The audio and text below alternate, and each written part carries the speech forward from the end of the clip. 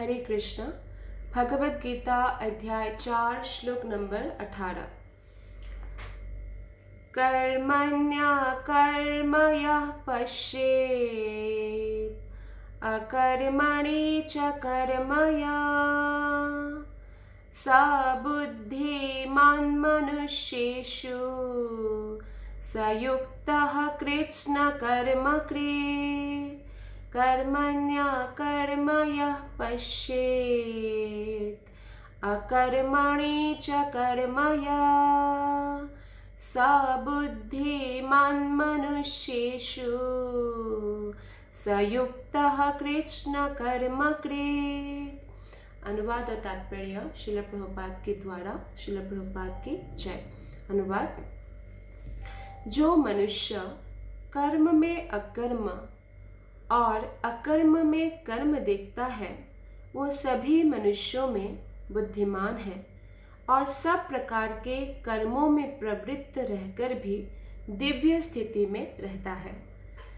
तो इस श्लोक में भगवान श्री कृष्ण कहते हैं कि जो भी कर्म हो, जैसे कोई भी ड्यूटी है किसी एक व्यक्ति का, तो उस ड्यूटी में भी वो अपनी बुद्धि का उपयोग करके कैसे कृष्ण भावना भावित होकर उस ड्यूटी को या कर्तव्य का निर्वाह करना है वो जानते हैं। तो बहुत बुद्धिमान मनुष्य है। श्रील प्रभुपाद तात्पर्य में बताते हैं कि कृष्ण भावनामृत में कार्य करने वाला व्यक्ति स्वभावतः कर्म बंधन से मुक्त होता है। तो कोई भी प्रकार का बंधन उस व्यक्ति को छू नहीं पाता। हालांकि हमें ऐसा लग सकता है कि ये भक्त है, लेकिन इन्होंने भी जो है कंपनी में जॉब कर रहे हैं, इन्होंने भी शादी किया है, इनके भी बच्चे हैं, बच्चे को स्कूल छोड़ने जाते हैं, लेने जाते हैं, या रिश्तेदारों से मेल जोल करते हैं और दूसरा भी करते हैं। तो इसमें क्या अंतर है? लेकिन एक साधारण व्यक्ति और एक भक्त, जिसको असाधारण व्यक्ति हम कह सकते हैं, उनके स्थिति पर जमीन आसमान का अंतर होता है, बहुत बड़ा अंतर होता है। क्योंकि कृष्ण भावनामृत पे वो व्यक्ति कार्य कर रहा है। एक जो साधारण व्यक्ति है वो यह सोचकर कार्य कर रहा है कि मैं हर्ता करता हूँ, मैं कंट्रोलर हूँ, मैं एंजॉयर हूँ, ये पत्नी ये बच्चे मेरे हैं, ये घर मेरा है, ये गाड़ी मेरा है, तो मैं करके कार्य कर रहा है, या मैं ही इनका वेल विशर हूँ, इनकी पूरी जिम्मेदारी मेरे ऊपर है, मैं नहीं होऊंगा तो इनका क्या हो जाएगा, ऐसी भावना के साथ वो कर्म करता है। लेकिन एक कृष्ण भक्त कैसे कर्म करता है? ये पत्नी, ये बच्चे, ये सब आत्माएं हैं, कृष्ण के अंश हैं। मेरे से ज़्यादा प्रेम इन लोगों से भगवान श्री कृष्ण करते हैं। भगवान श्री कृष्ण ने मुझे इनकी सेवा करने के लिए प्रवृत्त किया है कि मैं पिता रूप में इनको कृष्ण भावनामृत प्रदान करूं, या पति रूप में इनको कृष्ण सेवा में एंगेज करूं और इनका जो है भरण पोषण के लिए व्यवस्था करूं। तो ओरिजिनल जो भरण पोषण कर रहे हैं भगवान श्री कृष्ण ही कर रहे हैं, मैं तो बस माध्यम हूँ। ऐसा हम्बल स्थिति वो मन में मेंटेन रखते हैं और वो अपनी पत्नी का शोषण नहीं कर सकते, क्योंकि मालूम है कि ये पत्नी जो है वो भी कृष्ण की है, ये बच्चा जो है सब कृष्ण की है। हमारा तो इस जन्म का नाता है, लेकिन कृष्ण के साथ जो इन लोगों का और मेरा नाता है वो जन्म जन्मांतर का है। हम सब भगवान श्री कृष्ण के अंश है। तो इस प्रकार ये स्थिति मेंटेन करते हो, दिव्य स्थिति। वो ऐसे नहीं सोचते कि मैं वेल विशर हूँ, मैं नहीं रहूँगा, मैं मर जाऊँगा तो इनका क्या होगा। वो सोचते हैं राखे हरि मारे के, मारे हरि राखे के। अगर भगवान हरि ही मारना चाहते हैं तो कोई बचा नहीं सकता, और भगवान हरि बचाना चाहे तो कोई मार नहीं सकता। इसलिए क्योंकि मैंने अपना जीवन कृष्ण को समर्पित किया है, तो जब जो होना होगा वो होगा। लेकिन मेरे जाने के बाद भी अगर बाई चांस ऐसा होता है तो मेरे परिवार का भरण पोषण श्री कृष्ण करेंगे। तो ऐसा अवश्य रक्षिबे कृष्ण, ऐसा विश्वास उनके मन में होता है। वो कुछ भी चीज़ों का ऐसे नहीं सोचता कि मैं एंजॉयर हूँ, मैं एंजॉय करूँगा, मैं कंट्रोल करूँगा, ऐसा नहीं। वो सब कुछ का एंजॉयर भी कृष्ण को मानते हैं, भोक्ता, और कंट्रोलर यानी नियंत्रक भी कृष्ण को मानते हैं। इसलिए एक साधारण व्यक्ति जब आसपास की जो प्रतिकूल परिस्थितियों को देखकर विचलित हो जाते हैं, एक कृष्ण भक्त जो शुद्ध भक्त है, जो कृष्ण भावना में स्थिर है, वो प्रतिकूल परिस्थितियों में भी भगवान कृष्ण के सेवा उसी प्रकार करते रहते हैं। उनको मालूम है कि ये भौतिक जगत है, अनुकूल प्रतिकूल ये जो भी आ रहा है ये आता रहेगा, तो इसमें हम कोई भी कंट्रोल नहीं कर सकते हैं। सबको अपने कर्मों के अनुसार कुछ ना कुछ भुगतना पड़ेगा, और साथ ही साथ ये भौतिक संसार है तो ये दुखालयम है। तो इस बात को समझकर खुद और अपने परिवार को भी भगवान कृष्ण की भक्ति में लगा कर रखते हैं। तो ऐसे मनुष्य को भगवान श्री कृष्ण ने बोला है कि वो दिव्य स्थिति में है और बहुत बुद्धिमान मनुष्य है। देखिए हमको कितना कुछ जैसे बहुत सारे रिवॉर्ड्स आपको स्कूल में मिला होगा, कॉलेज में मिला होगा, या देश भी बहुत सारे यूनिवर्सिटीज़ भी बहुत सारा अवार्ड्स देते हैं। बुद्धिमत्ता का जो है एक प्रकार से वो आपका पुरस्कार है। लेकिन कोई कितना भी बुद्धिमान हो, भगवान से अधिक बुद्धिमान कोई नहीं हो सकता। और सबसे अधिक बुद्धिमान व्यक्ति भगवान श्री कृष्ण जिनको बुद्धिमान मानते हैं, वैसा हमें बनना है। तो इसीलिए जो भक्त होते हैं उसके सारे कर्म कृष्ण के लिए होते हैं, अतः कर्म के फल से उसे कोई लाभ या हानि नहीं होती। हम कोई भी प्रकार के कर्म करें, अच्छा या बुरा, अगर हम उसे कृष्ण के लिए नहीं करते तो उसको या तो उसका लाभ मिलेगा या हानि होगा। लाभ मतलब सुख और हानि मतलब दुख। लेकिन अगर आपको सुख भी भुगतना है, भौतिक सुख, तो आपको भौतिक जगत में ही बंदी बनकर रहना पड़ेगा। दुख भी भुगतना है तो भी भौतिक जगत में ही आना पड़ेगा। यानी ये पाप और पुण्य दोनों ही जंजीर की तरह है। एक अगर लोहे की जंजीर है पाप, तो दूसरा सोने की जंजीर है, लेकिन जंजीर तो है, बंदी तो हम बन गए ना भौतिक संसार में। तो इसीलिए बुद्धिमान व्यक्ति इन पाप पुण्य के चक्र में नहीं पड़ते हैं, चक्कर में, और वो सिर्फ कृष्ण के लिए, कृष्ण के प्रति समर्पित होकर सेवा करते हैं, अपना कर्तव्य पालन करते हैं, और इस प्रकार वो भगवत धाम को प्राप्त होते हैं। तो फलस्वरूप वो मानव समाज में बुद्धिमान होता है, यद्यपि वो कृष्ण के लिए सभी तरह से कर्म में लगा रहता है। तो अकर्म का अर्थ श्रील प्रभुपाद बताते हैं यहाँ पे कि अकर्म का अर्थ है फल के बिना।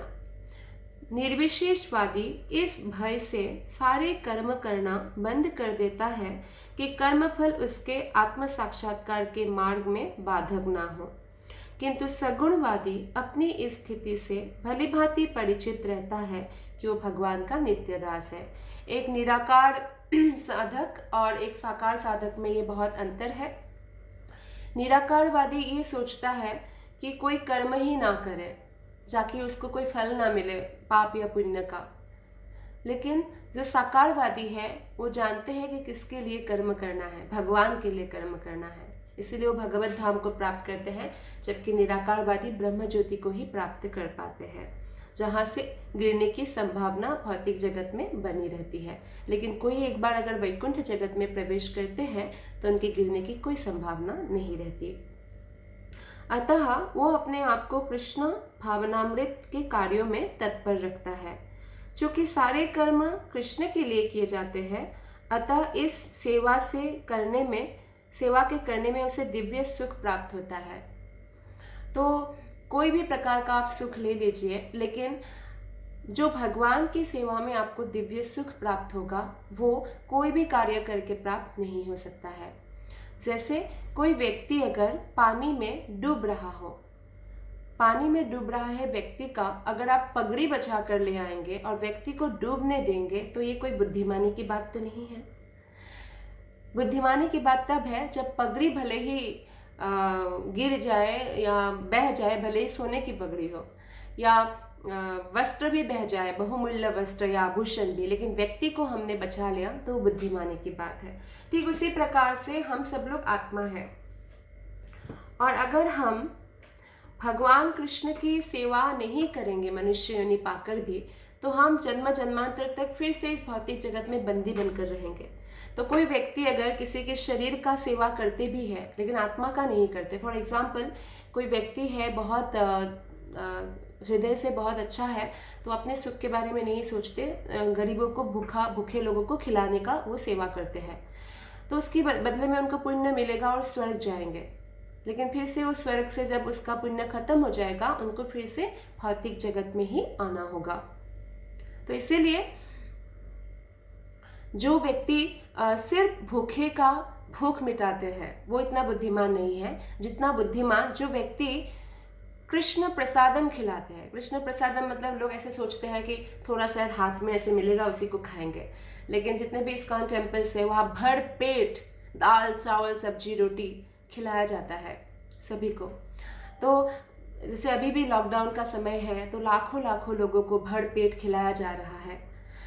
तो ये जो सेवा है इसमें क्या हो गया, सिर्फ शरीर का भूख मिटा ऐसा नहीं है, आत्मा को भी खुराक मिल गया क्योंकि वो कृष्ण प्रसादम है। तो इस प्रकार से हमें बुद्धि का उपयोग करना है।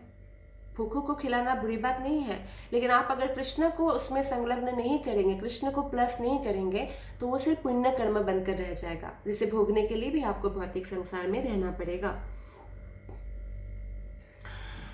इसीलिए इसमें बताया गया है कि जो कर्म में अकर्म और अकर्म में कर्म दिखता है, मतलब कर्म में अकर्म मतलब कर्म कर रहे हैं, भूखों को खिला रहे हैं या परिवार का भरण पोषण कर रहे हैं, लेकिन कृष्ण को साथ लेकर, कृष्ण के प्रति सरेंडर होकर, और उसके बदले उनको कुछ नाम नहीं चाहिए कि मेरा नाम घोषणा हो कि मैंने ऐसा किया या मैंने ये दान किया, नहीं, वो बस सेवा चाहते हैं कृष्ण की प्रसन्नता के लिए, वो भी है ना।